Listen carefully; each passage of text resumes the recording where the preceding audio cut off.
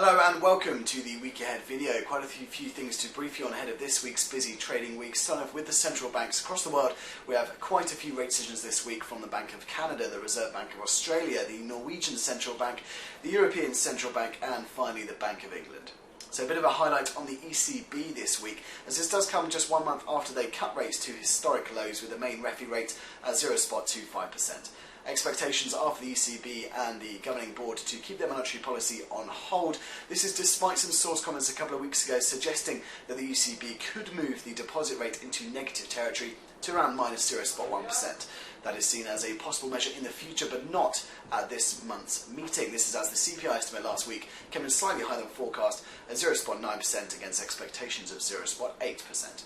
I've seen quite a few ECB speakers of late saying they do not see a deflationary risk in the Eurozone, so it's likely that they'll wait and see to see the filtering through effects of their most recent rate cut in the Euro area. Then moving on to the Bank of England, they're also expected to keep their monetary policy on hold. That's with a bank rate at 0.5%, as unemployment rate in the UK does still remain above that 7.0% threshold, as which they will investigate monetary policy and see if they should look further towards lifting the main bank rate in the UK.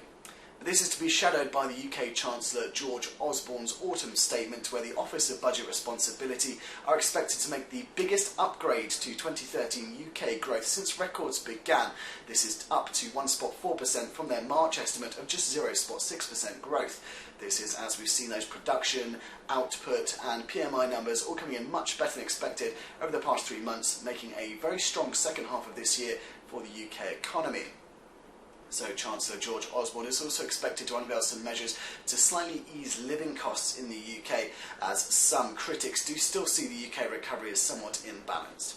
And then rounding this off on Friday, we have the non-farm payrolls figure ahead of the Federal Reserve rate decision in a couple of weeks' time.